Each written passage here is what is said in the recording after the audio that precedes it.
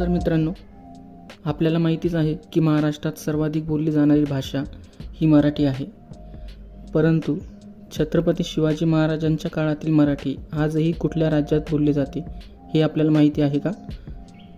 जाणून घेऊया आजच्या या व्हिडिओमध्ये. महाराष्ट्र हा भाषिक विविधतेचा प्रदेश आहे.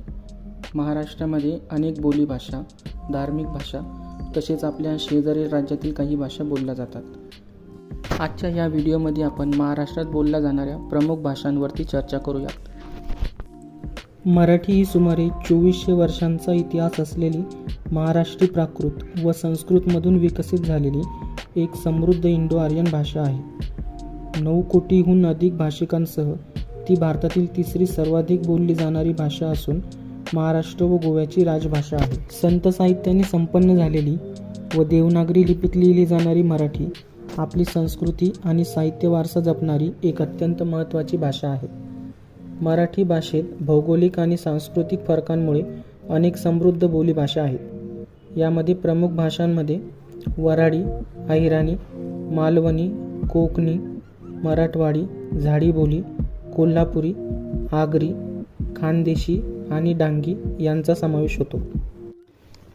वऱ्हाडी बोली ही अमरावती, अकोला, बुलढाणा इत्यादी विदर्भातील भागात बोलली जाते.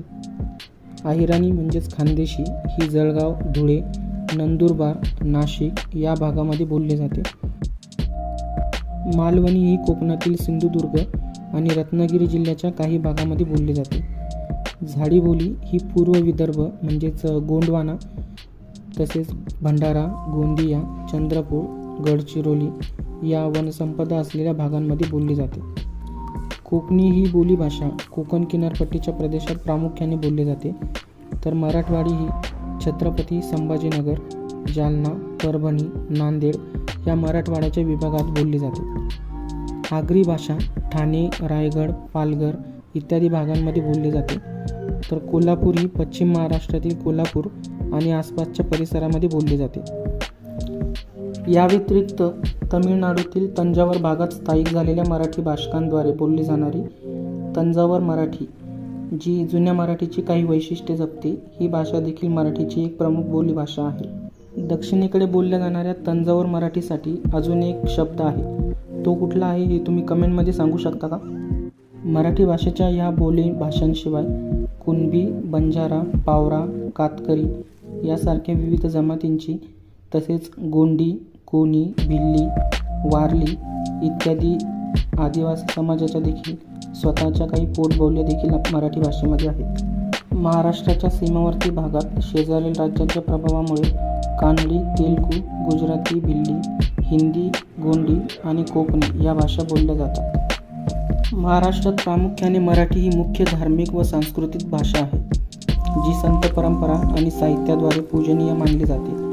या व्यतिरिक्त धार्मिक कार्यासाठी पाली, प्राकृत, अर्धमागधी, संस्कृत, उर्दू, अरबी इत्यादी भाषांचा देखील वापर केला जातो. वारकरी संप्रदायात ज्ञानेश्वरी, तुकाराम गाथा या मराठी भाषेतील ग्रंथांना देवाचे स्थान आहे.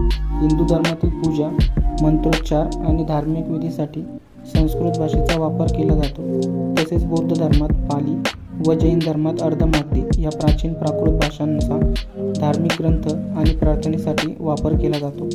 महाराष्ट्रातील मुस्लिम समाजाच्या प्रार्थनेसाठी आणि कुराण पठणासाठी अरबी व उर्दू या भाषांचा वापर होतो. राज्यातील आदिवासी जमाती आपापल्या धार्मिक विधी आणि लोकगीतांमध्ये गोंडी, भिल्ली, वारली, गोरमाटी म्हणजेच बंजारी या प्राचीन बोलीभाषा वापरतात. या व्यतिरिक्त वसई परिसरातील ख्रिस्ती समाजामध्ये धार्मिक विधींसाठी सामवेदी या बोलीभाषेचा प्रभाव दिसून येतो.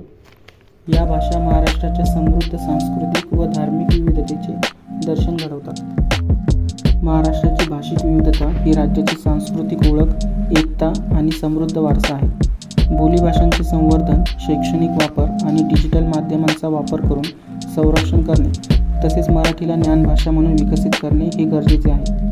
महाराष्ट्राच्या विविध बोलीभाषा या आपल्या संस्कृतीचे, परंपरांचे जिवंत प्रतिबिंब आहे. भाषिक विविधता सामाजिक संवाद सुलभ करते आणि विविध समुदायांमध्ये बंधुत्वाची भावना टिकवून ठेवते.